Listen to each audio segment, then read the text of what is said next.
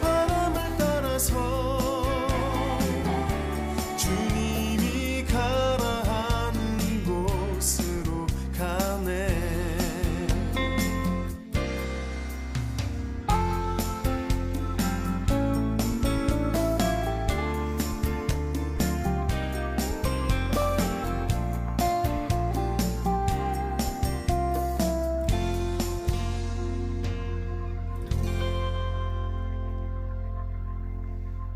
예수님을 닮은 요즘스러운 교회 펀처치 베들교회에 오신 여러분들을 주님으로 환영합니다. 우리 옆 사람과 인사 나누실까요? 당신과 함께 예배할 수 있어서 너무 행복합니다.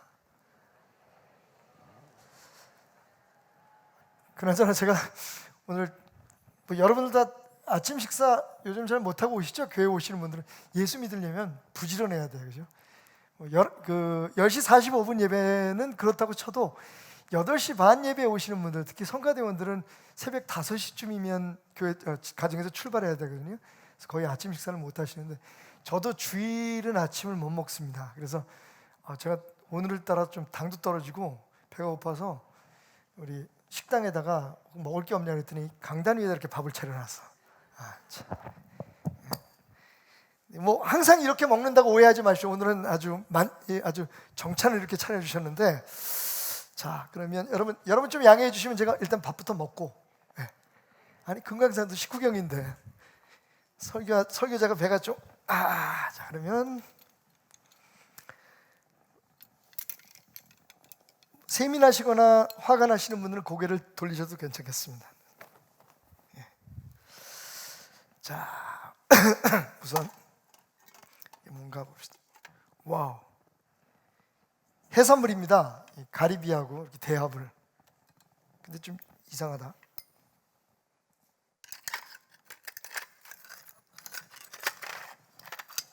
속이 비었어. 고건사님, 속은 다 빼잡수시고 이거 겉에만 이렇게 주면 뭘 먹으라는 거야 이걸? 참, 아마 실수하셨나 봐요. 이게 속은 다 걷어내시고 껍데기만 이렇게. 메인 디쉬로 들어가 보겠습니다. 와우, 여러분, 이것도 이상하다.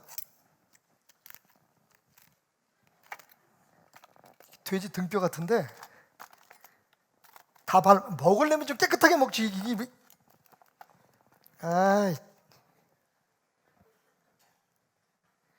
괜히 기대만 잔뜩 했는데 이게. 그래도 데코는 그죠? 프레이팅은 멋있게 했는데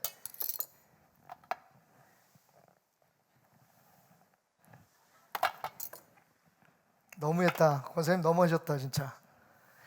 이건 또 그래도 이게 좀 목이라도 축이라고. 수박이 눈치채셨어요?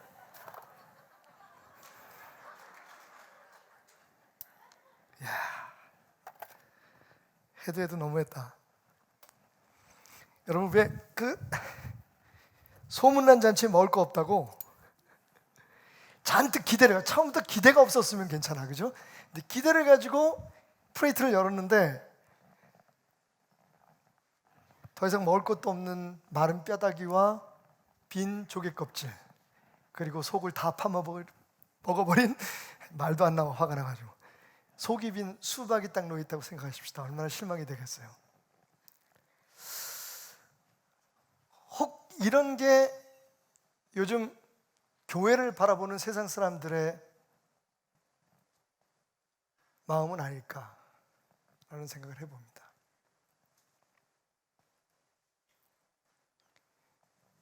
교회가 희망이잖아요. 교회는 답을 알고 있잖아요. 근데 막상 그 교회 갔는데 세상하고 다른 게 없어. 에스겔서 37장에 나오는 그 에스겔 골짜기처럼 생명 있게 살아있었던 그 교회가 이제는 뼈다귀만 남아있고 속이 텅 빈 갑각류의 껍질처럼 내용이 없는 모습이라면 우리가 어떻게 세상에 소망을 주고 어떻게 희망이라고 이야기할 수 있겠습니까? 여러분, 그 해리포터의 저자인 조앤 롤링이라고 하는 그 작가를 잘 아시죠? 얼마 전에 굉장히 의미심장한 말을 남겼어요. 조앤 롤링이 뭐라고 얘기했냐면, 아이의 우유값을 벌기 위해 쓴 해리포터가 이렇게 큰 돈을 벌게 해주고 나를 유명하게 해주었다는 것에 대해서 죄의식을 느낍니다. 처음엔 그게 의도가 아니었다는 거죠. 그런데 해리포터로 말미암아서 엄청난 부를 얻게 되고, 그리고 많은 사람들에게 유명해졌는데, 그 다음 말이 굉장히 의미심장합니다. 그런데 이제 와서 그 돈 때문에 편하게 지내던 친구들과 사람들이 내 곁에 더 이상 없다는 것이 나를 슬프게 합니다. 우리가 처음 교회 나올 때는 다 우리 개인적인 어떤 소망들이 있어서 나와요. 그죠? 몸이 아파서, 혹은 사업에 문제가 있어서, 혹은 마음에 여러 가지 짐과 고통이 있어서, 또 어떤 분들은 정말 삶의 의미가 뭘까? 나는 왜 세상에 살까? 여러 가지 개인적인 어떤 목적을 가지고 교회에 나옵니다. 그런데 정말 나와서 에스겔 골짜기에 불어온 성령의 바람, 생기의 바람처럼 그 마른 뼈와 같은, 정말 메말라 버린 그의 인생에 생명력이 돋아나고, 우리가 성령의 은혜로 말미암아 예수 그리스도의 충만한 사랑에 겨워서 살아났단 말이에요. 문제도 해결되고 또 많은 축복도 받고, 다 그런 건 아니었지만 어쨌든 우리가 예수 안에서 새 생명을 얻고 희망을 얻고, 거기다 영원한 생명의 선물까지 받았단 말이에요. 근데 문제는 그렇게 은혜를 받고 난 후에 과연 우리의 삶이 지금 어떻게 변해가고 있느냐 하는 겁니다. 혹 우리가 받았다는 그 은혜 때문에, 우리가 살아났다고 하는 그 이유 때문에, 혹 우리 곁에 예전에 편안하고 친하게 지낼 수 있었던 모든 것들이 다 멀어져 가고, 오히려 우리가 받은 은혜 때문에 우리가 세상에서 단절된 삶을 살고 있는 것은 아닌지. 여러분, 에스겔 골짜기의 그 환상이, 다시 말씀드립니다, 그것은 환상이었습니다. 실제적으로 일어난 사건이라고 보기 어렵습니다. 왜냐하면 에스겔 골짜기의 그 마른 뼈들이 하나님의 명령에 따라 에스겔이 태어날 때 살이 붙고 근육이 붙고 거기에 신경이 돋고 사람의 모습을 갖추게 되었잖아요. 그런데 그것만으로는 살아있는 존재가 될 수 없었습니다. 하나님께서 두 번째 명령을 하시죠. 에스겔아, 저 뼈들을 향해서 생기를 불어넣어라. 에스겔이 그대로 외쳤더니 성령의 바람, 살리는 바람이 불어와서 그 뼈들을 살아나게 했는데, 생명 있는 존재로 만들었는데, 그것이 에스겔서 37장의 그 예언의 그 계시의 뒷부분에 보면 큰 군대가 되었다고 얘기합니다. 근데 에스겔이 그 환상을 보고 난 후에 그 군대는 더 이상 존재하지 않습니다. 그러니까 말 그대로 그건 실제적인 군대가 이루어진 게 아니라 하나님께서 하나님의 백성들을 어떻게 생기로 성령으로 다시 살아나게 할 것인가 하는 것을, 미래에 일어날 일에 대해서 계시를 하신 거죠. 그 일이 정확하게 이루어진 사건이, 그게 현실화, 우리가 흔히 요즘 말하는 실사판으로 나타나는 게 어디냐? 바로 우리가 이번 6월 한 달 동안 함께 공부했던 사도행전 2장, 3장, 4장, 5장, 6장으로 이어지는 그 역사들입니다. 겉모양은 있는데 힘이 없고, 형식은 있는데 능력이 없었던 그 과거의 하나님 종교가, 과거에는 엄청난 군대, 엄청난 백성, 엄청난 능력과 축복을 받은 사람들로 존재했지만, 이제는 그것을 다 잃어버리고 오히려 로마의 지배를 받고 있었던 그 하나님의 나라가 갑자기 마른 뼈에 생기가 불어오듯 불어닥친 성령의 바람으로 인해서 살아나는 역사가 일어납니다. 그게 사도행전 2장에 기록되어 있는 오순절 예루살렘 교회의 탄생이죠. 성령의 역사가 일어나면서 사람들이 생기를 얻게 되죠. 그 비겁하고 연약하고 나약했던, 그리고 무지하고 무식했던 갈릴리 사람들을, 그리고 120명의 사람들이 깨어나고 살아나는 역사가 오순절 마가의 다락방에서 일어납니다. 어찌 보면 에스겔 37장에서 하나님께서 보여주셨던 하나님의 백성의 회복, 하나님의 나라의 복원이 바로 사도행전 2장에서 그대로 나타나고 있는, 현실화되고 있는 그런 현장을 우리는 보게 된 것입니다. 그리고 3장으로 넘어와서 그 살아난 사람들이 어떻게 이제 예수님의 말씀처럼 예루살렘과 온 유대와 사마리아와 땅끝까지 이르러 증인이 되어 가는지, 회복된 하나님의 나라가 성령으로 생기로 다시 살아난 하나님의 교회가 어떻게 성장하고 이 세상을 바꿔 나가는지에 대해서 지금 그 증거를 보여주고 있는 말씀들이 진행되고 있는 거죠. 지난주에 우리가 그래서 40년 동안 스스로 걷지 못했던 한 장애인이, 은과 금이 아니라, 돈이 아니라, 어떤 세상의 물질이 아니라 나사렛 예수 그리스도의 이름으로 뻗은 베드로의 오른손을 잡고 일어나서 하나님을 찬양하고 성전에 뛰어들어가면서 평생 소원이었던, 성전에 들어가서 한번 자기 발로 걸어 들어가서 예배드리고 싶었던 그 놀라운 축복의 시간을 만끽하는 장면을 우리가 공부했습니다. 그 다음에 이어지는 말씀이 오늘 우리가 함께 읽었던 3장 11절부터 말씀이죠. 자, 여기서 우리가 우리 교회의 정체성, 다시 성령으로 살아난, 생기로 회복된 우리들의 정체성을 다시 한번 확인해 볼 수 있는 말씀이 여기 드러나고 있는 것을 볼 수가 있습니다. 여러분, 오늘까지 4주 동안 1년에 한 번씩 꼭 여러분과 함께 나누는 교회란 무엇인가, 특히 그 가운데 우리 베델교회는 어떤 교회가 될 것인가라고 하는 말씀을 이제 오늘 마지막으로 마치려고 합니다. 자, 그 마지막 시간에 오늘 본문 말씀을 통해서 우리가 3가지의 중요한 사실을 깨닫게 돼요. 제가 매년 한 번씩 똑같은 설교의 내용을 다른 관점에서 여러분들에게 나누고 있는데, 오늘 말씀도 마찬가지입니다. 도대체 베델교회는 어떤 교회인가? 우리는 어떤 교회가 되어야 하는가? 첫 번째로 한번 따라해 볼까요? 우리는 그렇고 그런 뻔한 교회를 사양합니다. 자, 우리 베델교회를 펀처치라고 얘기하죠. 펀처치와 발음은 비슷하지만 뻔처치가 돼서는 안 됩니다. 뻔한 교회. 다시 말하면 세상 사람들이 그냥 생각하는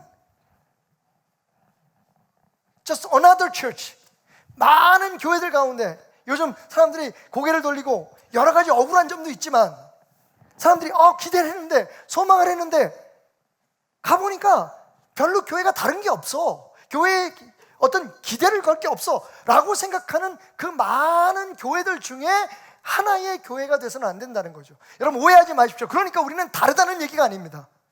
적어도 그 많은 세상 사람들이 조롱하고 비난하는, 실망한 그런 교회들 중에 하나가 되지 않기 위해 노력해야 된다. 그렇고 그런 뻔한 교회는 사양합니다. 자, 오늘 말씀을 보십시오, 여러분. 그렇게 나타난 기적 때문에 사람들이 베드로와 요한을 끌고 솔로몬의 행각이라고 불리는 행각에 모여듭니다.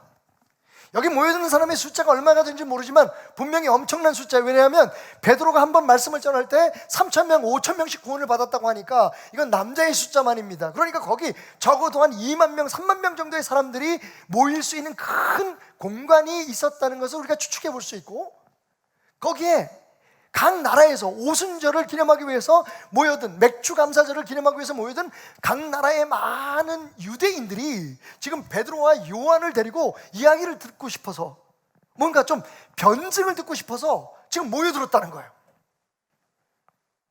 이유는 간단합니다. 어떻게 40년 동안 적어도 많은 사람들이 매일매일 성전에 기도하러 갈 때마다 봤던 그 장애인이, 하루 이틀도 아니고 매일 그 자리에서 구걸을 하던 그 장애인이 일어나서 걷고 뛰면서 하나님을 찬양할 수 있었느냐 하는 겁니다.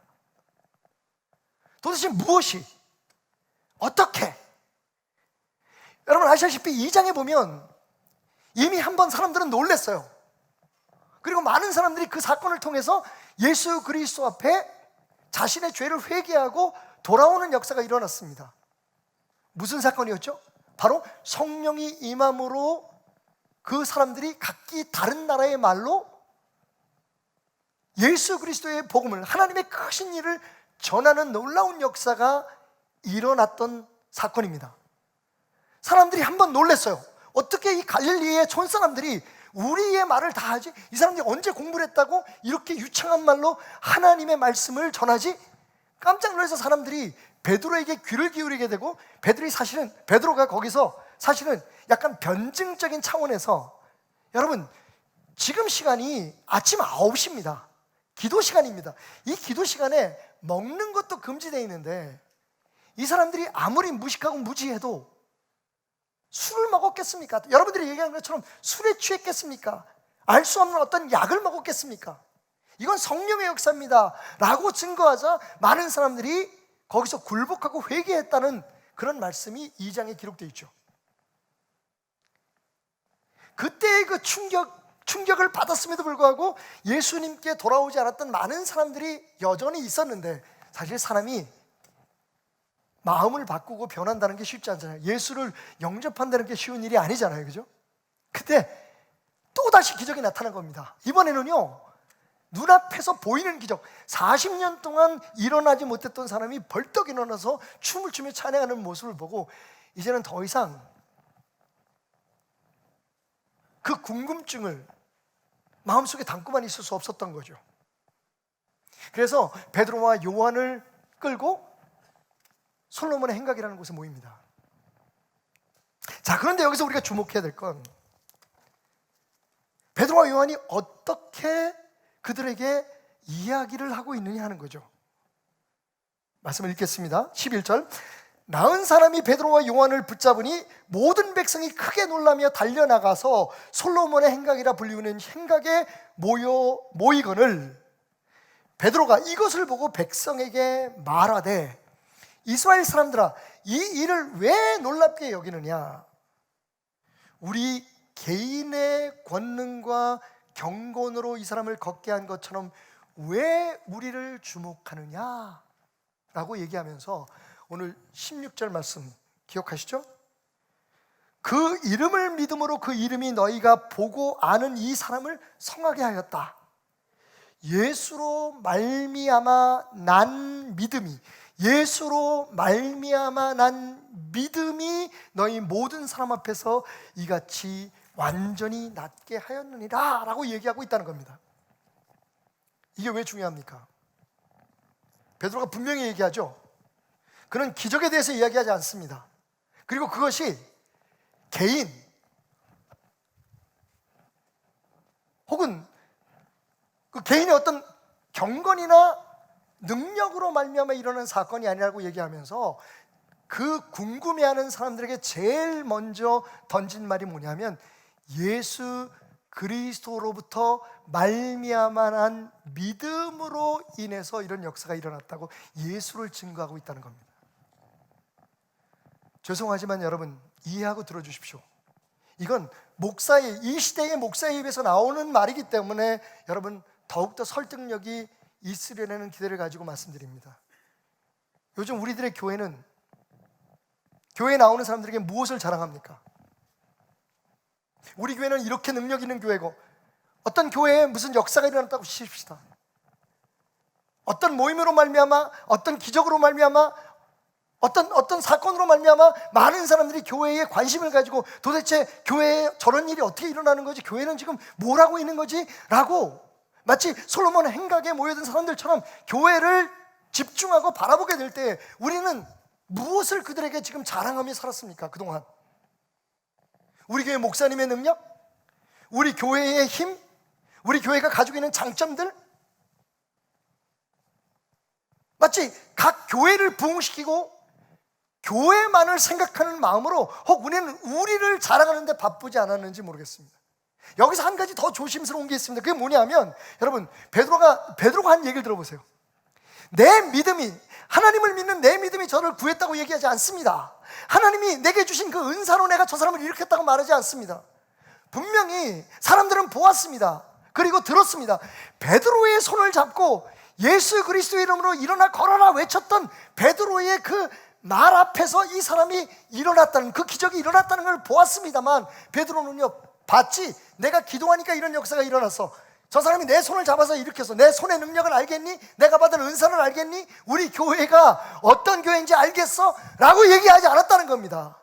여러분 잘 들어보십시오. 이 워딩을 주의하셔야 됩니다. 뭐라고 말하냐면 예수 그리스도로 말미암아 난 믿음이라고 얘기해요. 그러니까 그 사람을 일으킨 믿음조차 내게 아니라는 겁니다. 예수 그리스도가 역사하시고 예수 그리스도가 내게 주신 그 순간의 능력을 믿음으로 말미암아 역사가 나타났다는 거죠. 이런 면에 있어서 우리 베델교회는 just another church가 되면 안 되겠다라고 하는 깨달음을 갖게 된 것입니다.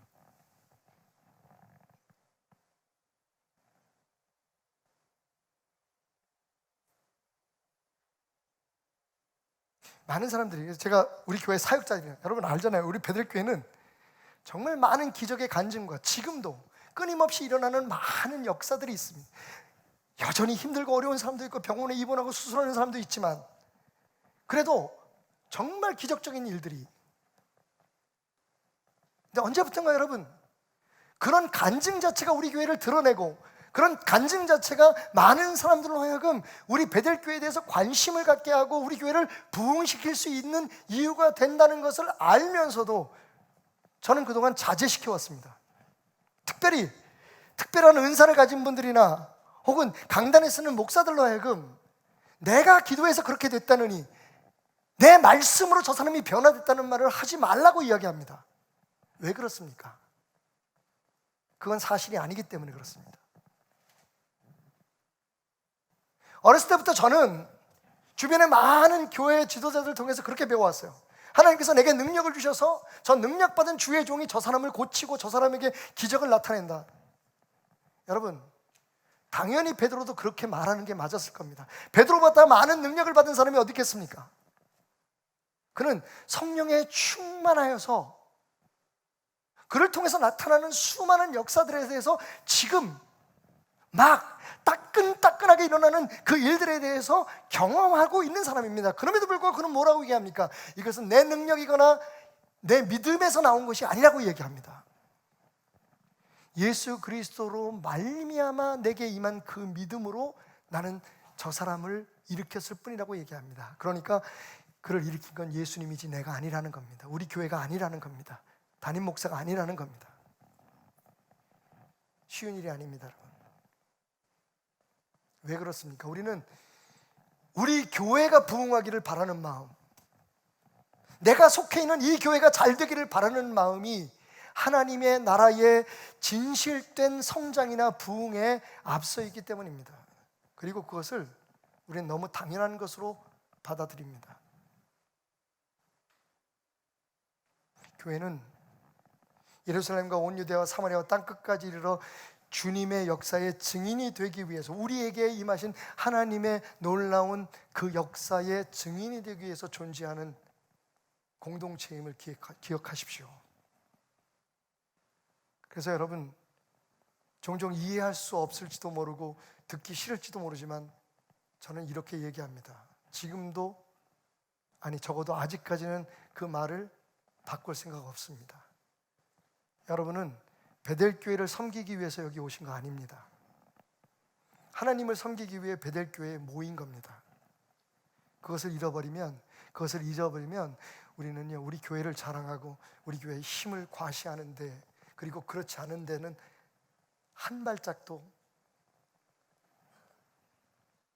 단 한 푼의 헌금도 사용하지 않으려고 하는 어리석음에 빠지게 될 것입니다. 우리는 우리 교회의 이익을 위해서 여기 모인 거 아닙니다, 여러분.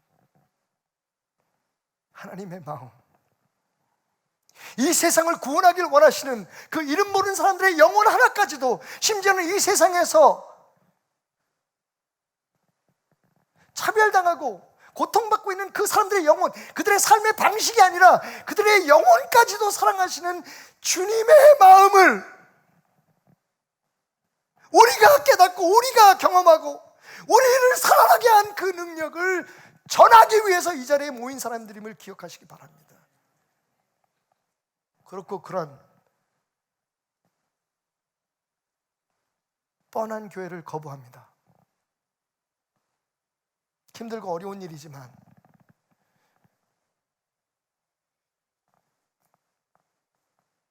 예수 그리스도로부터 말미암아, 하나님의 능력으로 말미암아 일어난 역사를 자랑하는 교회가 되길 원합니다.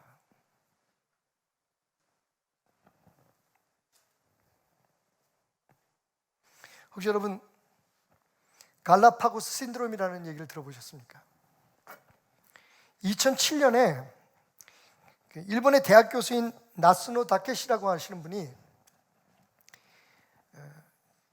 정부 프로젝트로 일본 전자제품 회사들이 왜 어려움을 겪게 되었는지에 대한 조사를 의뢰받았습니다. 그리고 그가 보고서를 쓰게 되는데 거기서 처음 사용한 용어가 갈라파고스 신드롬입니다.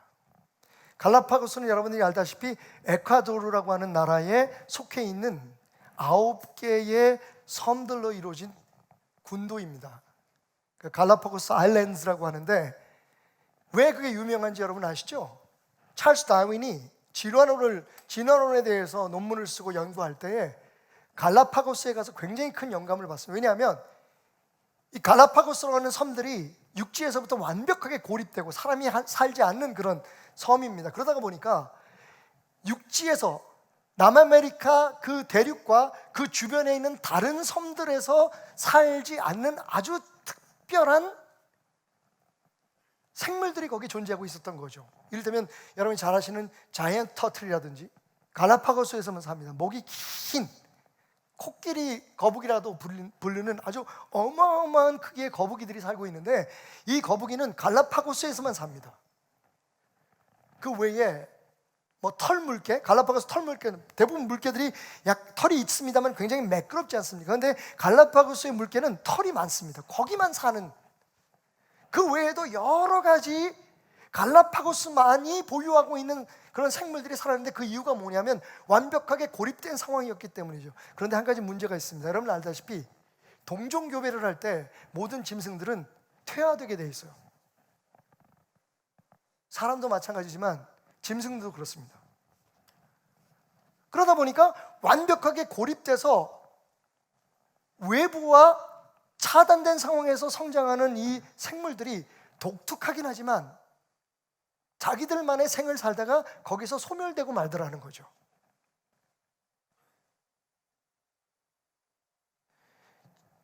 다윈의 말에 의하면 완벽한 용불용설, 진화론의 표본지라고 얘기했지만 여러분, 사실 그것은 갈라파고스의 비극이라고 말하는 불행한 생태계를 보여주는 현장이었습니다. 나스노 다케시라고 하는 이 대학 교수가 일본에 퇴화돼가고 패망해가는 여러 산업들에 대해서 그 현상을 지적한 겁니다.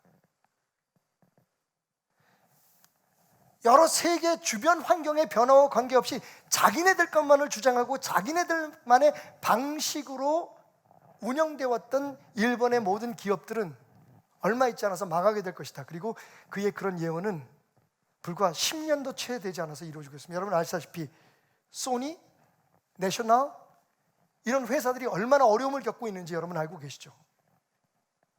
문화적으로 얘기를 해보면 여러분 K-팝이라는 말이 지금 전 세계 정말 놀랍습니다. 제가 유럽에도 가보고 뭐 동남아시아에도 가봤지만 뜻을 모르는 한국 노래의 가사들을 우리 아이돌이 부르는 그런 노래들의 가사들뿐만 아니라 춤까지 완벽하게 습득하고 그것을 보여주고 콘서트에서 같이 부르고 같이 춤을 추는 것을 자랑으로 생각합니다. 그래서 이런 동남아시아나 유럽 같은 나라에 가면 코리아 페스티벌을 해요. 얼마나 이 K-팝의 이 열풍이 전 세계를 뒤엎고 있는지 모릅니다. 뭐 BTS만 봐도 그래요, 여러분. 완전히 미국 그 음악의 주류를 지금 차지하고 있습니다. 기가 막힌 일이죠. 우리가 상상이나 했겠습니까? 그런데 여러분 알고 계세요?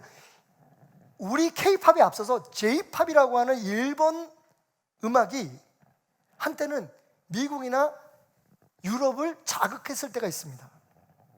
우리보다 J-팝이 앞섰어요, 사실은. 그런데 거기는 이제 더 이상 알아주지 않는 문화가 되어버렸고 오히려 K-팝이 전 세계적으로 무시할 수 없는 주류가 되어가고 있습니다. 무슨 차이일까요? 이게 폐쇄되어 있고 혹은 주변의 환경에 잘 어우러지면서 자기 것들을 발전시킬 것의 차이인 거죠.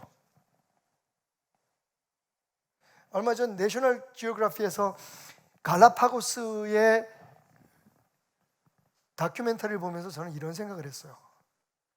얼마 있지 않아 한국 교회는 갈라파고스 교회라고 하는 이름을 갖게 될지도 모른다. 그게 세상이 지금 교회를 바라보는 관점입니다. 자기네들만의 문화, 자기네들만의 주장, 자기네들만의 선언, 그리고 삶들. 여러분, 왜 우리는 갈라파고스 교회를 거부하고 요즘스러운 교회를 도전하는 걸까요? 오해하지 마십시오. 그러니까 세상을 다 받아들이고 세상의 모든 문화를 품어 안자는 얘기가 아닙니다.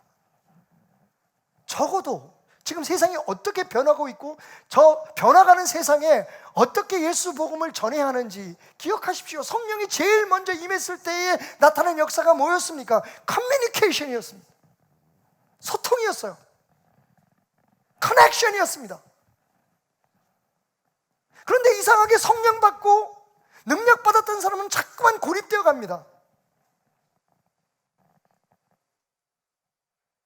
우리는 just another church, 그런 흐름에 따라가는 교회가 되지 않기를 갈망해 봅니다.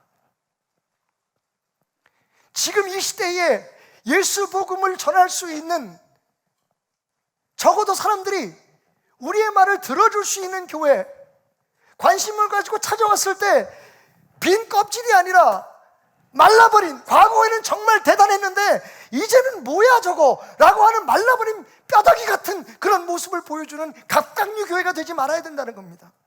겉은 딱딱하고 튼튼해 보이는데, 화려하고 멋져 보이는데 속은 정말 아무것도 없이 텅 비어버리고 연하디 연한 살로 채워져 있는 그 갑각류 말입니다.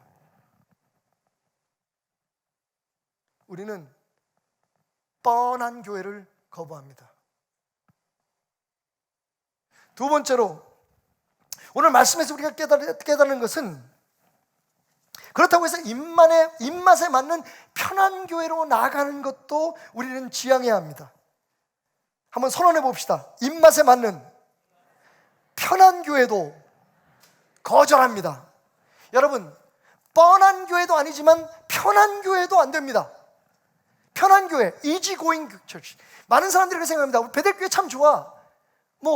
무슨 어디 연합 활동을 한다고 동원하지도 않고, 그렇다고 해서 무슨 헌금을 강요하지도 않고, 매달 무슨 혹은 분기별로 부흥회를 해서 사람들한테 가족 이름들로 다 헌금 봉투에 써서 헌금을 내라 그러면 복 받는다고 얘기하지도 않고, 그렇다고 예배를 매번 드리는 예배마다 다 참석하라고 얘기도 하지 않고, 뭐 장로님들이나 권사님들이나 우리는 교회 직분자들에게도 강요하지 않습니다. 물론 처음에 우리가 장로가 되고 권사가 되고 안수 집사가 될 때 우리가 서명하는 그 선언에는, 그 서약서에는 분명히 들어있습니다. 교회에서 하는 모든 공예배에 나는 참석합니다. 근데 뭐 안 지킨다고 잘라버리거나 뭐 없애버리거나 그런 거 없습니다. 왜냐? 목사가 흐물흐물해서가 아닙니다, 여러분.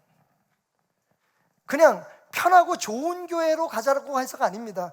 저는 여러분, 그러면서 우리 장로님들이, 권사님들이 적어도 나올 수 있는 형편인데, 섬길 수 있는 형편인데 안 하는 것을 부끄러워하고 힘들어할 수 있기를 위해서 기도합니다.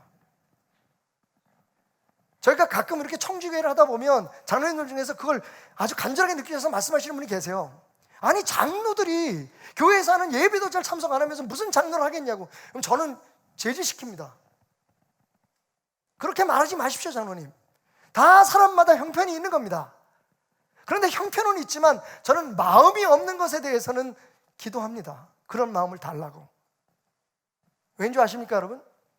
그렇게 강요하고 만들어지고, 사실은 솔직히 말하면 하나님의 나라 확장이 아니라 교회의 성장과 보여주기 위한 것을 위해서, 우리가 이렇게 잘하고 있다, 나 목회 잘하고 있어라는 것을 증명하기 위해서 몰아치고 몰아가는 것은 우리가 지향하는 베델교회의 모습이 아니기 때문입니다. 여러분 기억하십시오. 교회는 건물이 아닙니다. 조직이 아닙니다. 바로 여러분 한 사람 한 사람이 교회입니다. 우리 교회는 편한 교회 아닙니다, 여러분.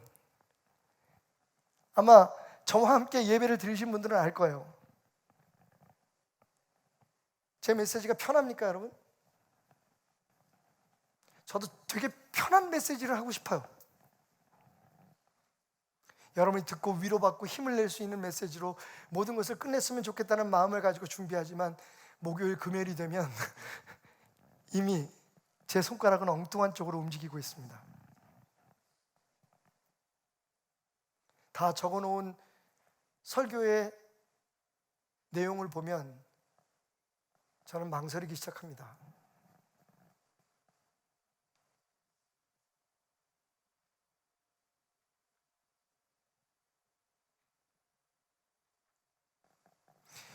교회적으로, 공동체적으로는 가능하면 여러분들에게 자유를 드리고 편안하기를 원합니다. 왜냐하면 잘못된 메시지가 여러분에게 전달되지 않기 위해서예요. 다시 말씀드리지만 여러분, 베델교회를 위해서 여기 모이신 거 아닙니다. 베델교회는 없어질 겁니다. 다시 말씀드리지만 세상 끝날 베델교회는 존재하지 않을 겁니다. 박태남 목사, 아니 이 교회 설립자인 박덕종 목사님의 이름도 더 이상 기억되지 않을 겁니다. 여러분들이 이 교회에서 장로였고 권사였고, 물론 지금 이 순간 얼마나 그것이 자랑스럽고 평생을 살면서 구원받지 못한 사람도 많은데 하나님의 일꾼으로 이렇게 쓰임받는 것이 얼마나 행복합니까? 하지만 그 이름조차도 자랑거리로 남지는 않을 겁니다. 그것이 성경의 말씀입니다. 우리는 무엇을 위해서 여기 존재합니까?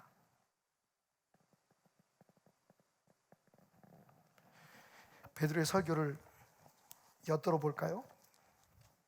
13절부터 15절 말씀에 제가 좀 발췌해서 읽겠습니다. 아브라함과 이삭과 야곱의 하나님 곧 우리 조상의 하나님이 그의 종 예수를 영화롭게 하셨느니라.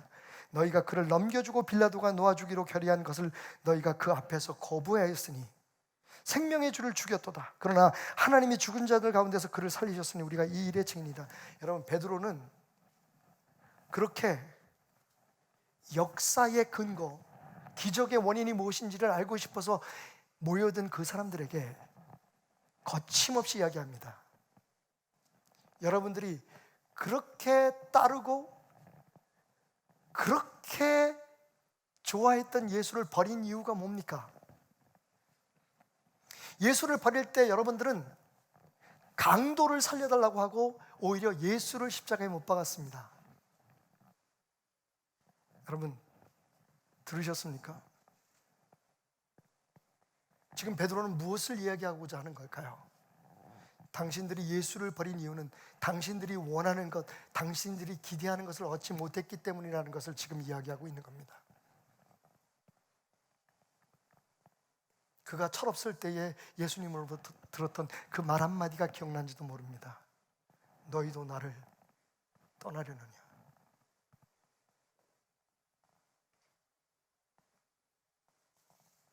조한 롤링의 말처럼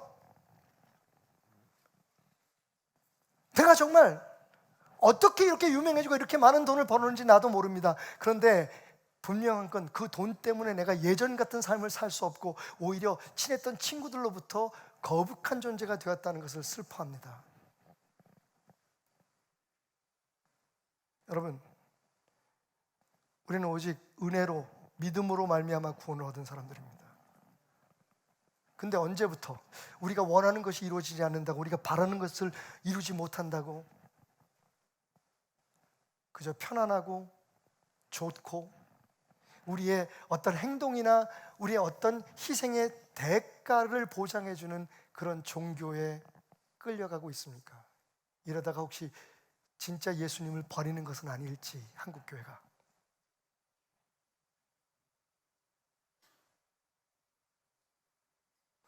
여러분, 어렸을 때는 자기만 생각하는 게 맞아요, 그죠?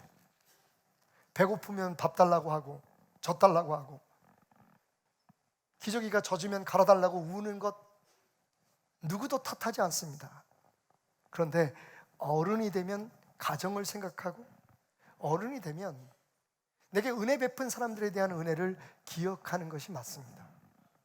그리고 나만을 위해서가 아니라 내가 이제 기저귀를 갈아줘야 될 사람이 생기고 젖을 먹여줘야 될 아이들이 생긴다는 것이 어른이 되는 특징입니다.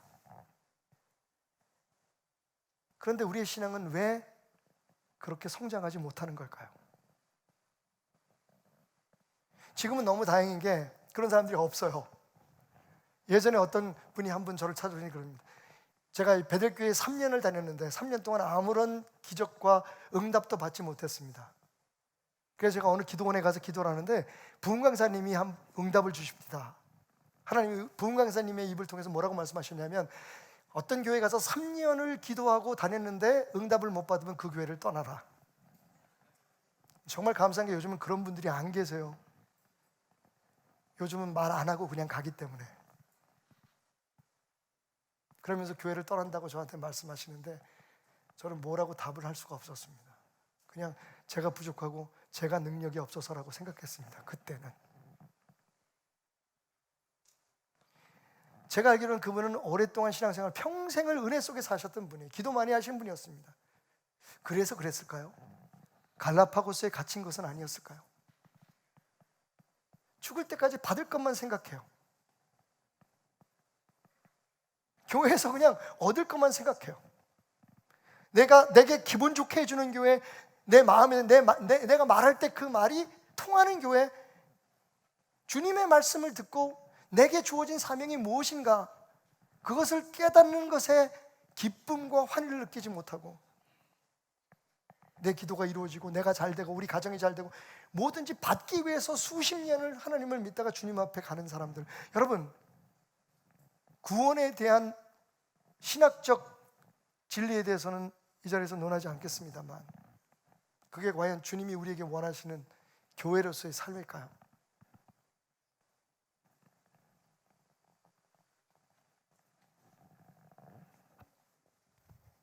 오해하지 마십시오. 어차피 베들교회 담임 목사가, 여러분은 베들교회를 위해서 모인 사람이 아니라고 하니 무슨 소속감도 없고 내가 여기 교회를 떠나도 뭐라고 얘기 안 할 것 같고.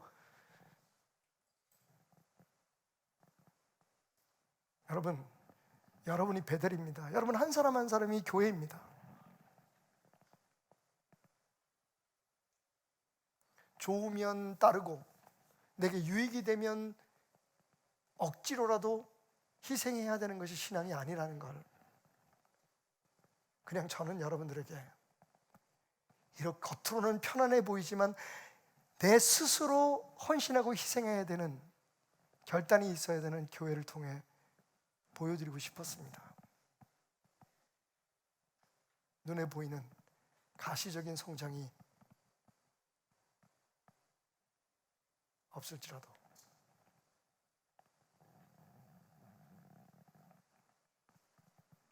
그럼 우리 교회는 어떤 교회가 되어야 할까요? 따라합시다. 베델은 펀처치입니다. 뻔한 교회 사양합니다. 편한 교회 거절합니다. 우리는 펀처치입니다. 여러분 기억하시죠? 우리 기도자들이, 대표 기도자들이 기도할 때마다 반드시 외치는 우리 교회의 신앙 선언입니다. 비전 선언입니다. Fun, F, fortified faith. 성처럼 든든히 세워져 흔들리지 않은 예수 그리스도의 복음 위에, 그 믿음 위에, 예수로 말미암아 주어진 그 믿음 위에 굳게 서서 흔들림 없는 믿음 위에 You, unlimited love. 그 예수 그리스도의 사랑을 닮은 사랑을 한번 해보면서, 그렇게 살아보면서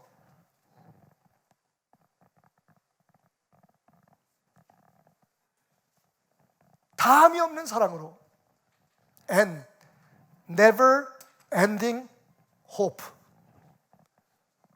세상 앞에, 그리고 우리 자신에게 끝없는 소망을 주는 교회. Never ending hope. Fortified faith, unlimited love, never ending hope. 그냥 문자 그대로, 느낌 그대로는 재밌고 편안하고 즐거운 교회, 누구나 올 수 있는 교회처럼 느껴지지만, 그러나 아무나 베델 교인이 될 수 없는 그런 교회. 우리 베델 교회는 펀 처치입니다. 그런즉 믿음, 소망, 사랑, 이 세 가지는 항상 있을진데 그 중에 제일은 사랑이라. 고린도전서 13장 13절의 말씀을 우리의 삶으로 살아내는 흔들림 없는 믿음 위에 다함이 없는 사랑으로 끝없는 소망이 되게 하소서. 우리 교회가, 그리고 내가.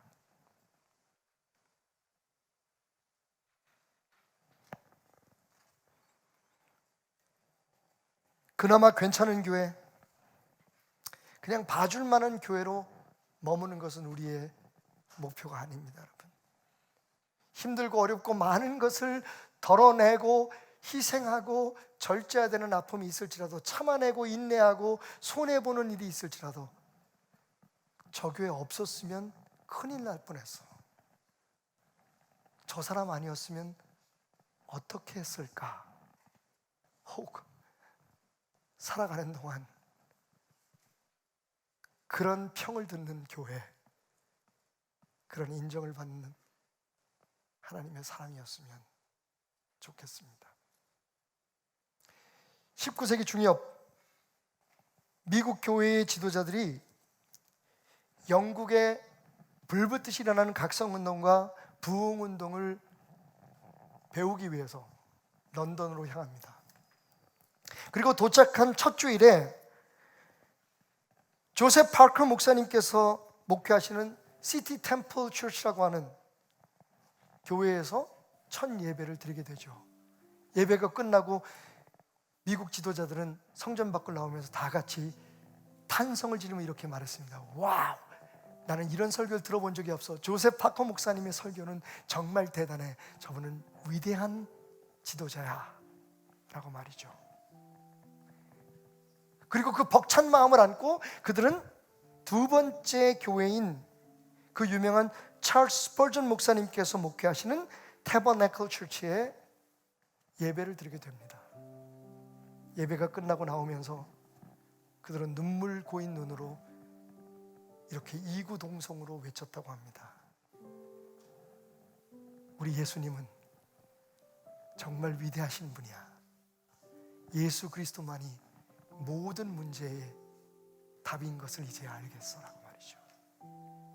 여러분, 두 교회 다 훌륭한 교회입니다. 하지만 우리가 원하는, 우리가 지향하는 교회는 어떤 교회가 되어야 할까요?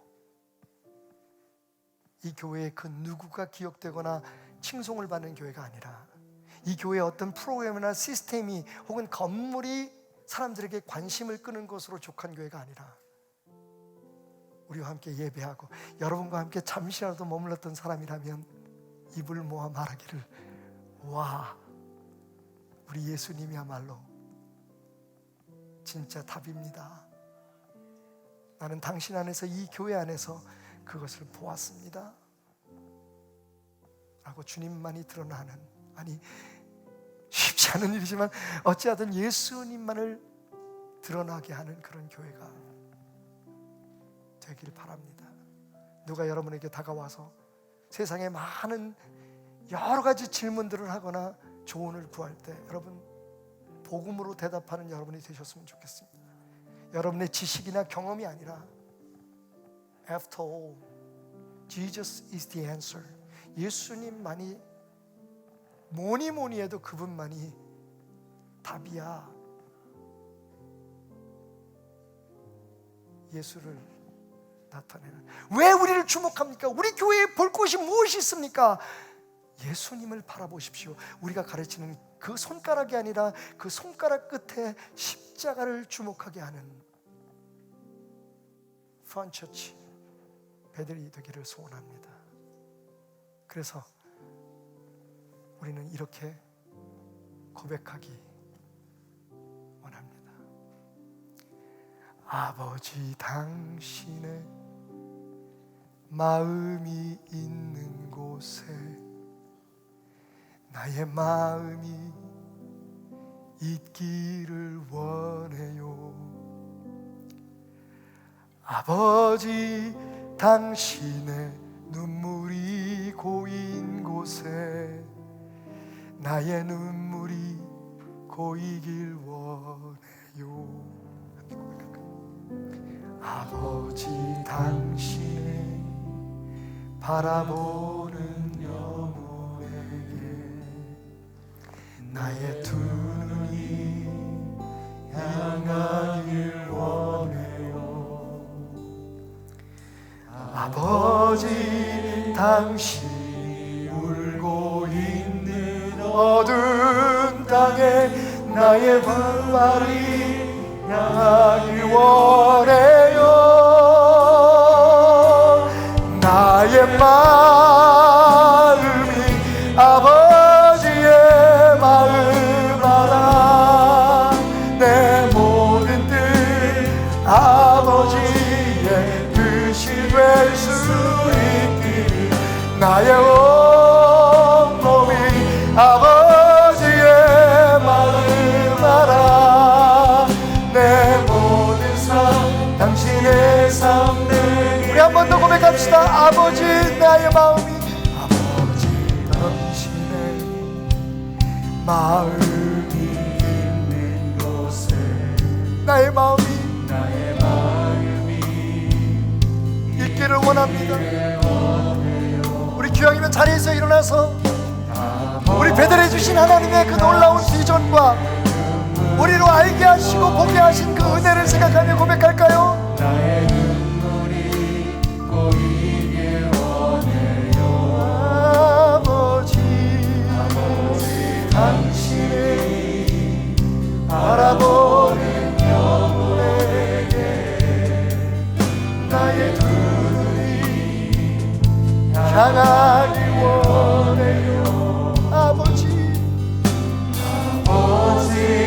당신이 울고 있는 어느 우리 교회가 우리가 내가 향하길 원합니다.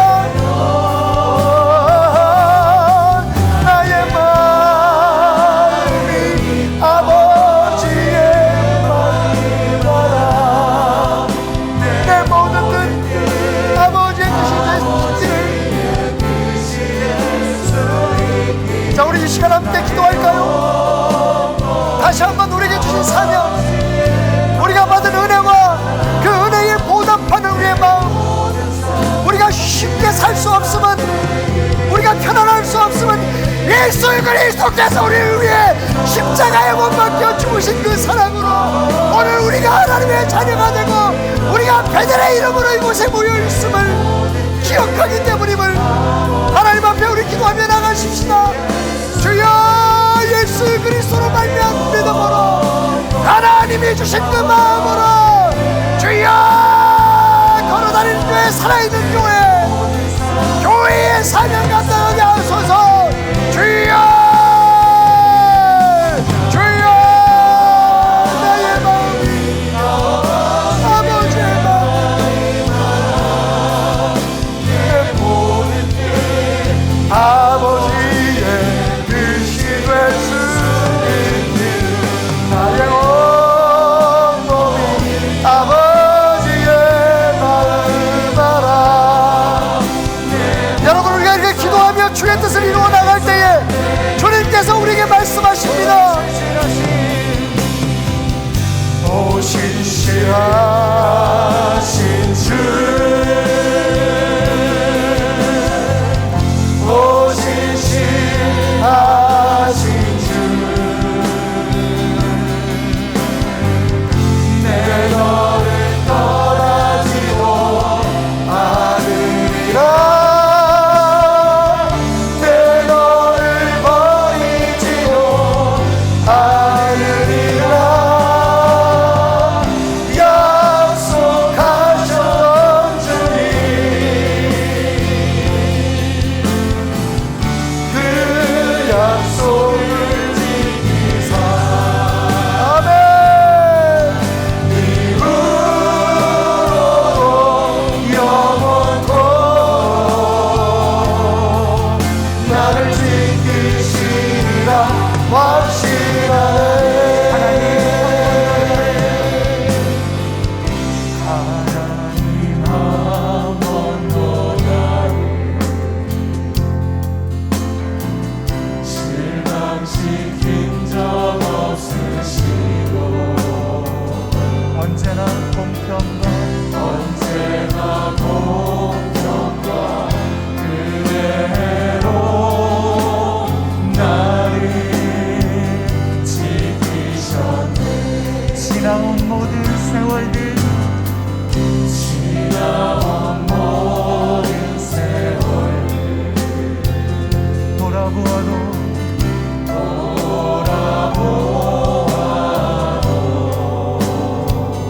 그 어느 것 하나 주의 손길 안 미친 것 전혀 없는 오 신실하신 주, 신실하신 나의 주. 함께 고백합시다. 땅 끝까지 이르러내 증인이 되라 말씀하신 주님, 아버지와 아들과 성령의 이름으로 세례를 주라. 이 세상 땅 끝까지, 이 세상 끝까지 내가 너희와 함께 하시라 말씀하신 주님, 우리가 교회로서의 사명을 이 땅에서 감당할 때에 우리에게 주신 베델의 사명을, 그 비전을 이루어 나갈 때에 주님 약속하십니다. 내가 너를 떠나지 않고 너를 버리지 않으리라. 내가 너를 강하게 하리라. 내가 너를 축복하리라. 나를 지키시리라 확신하네. 오 신실하신 주, 오 신실하신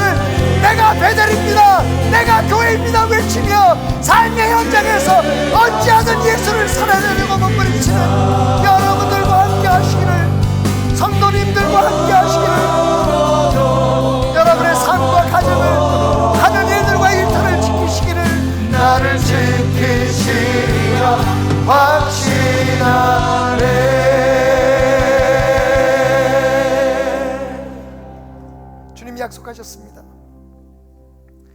너희는 내가 너에게 맡긴 사명을 감당해라.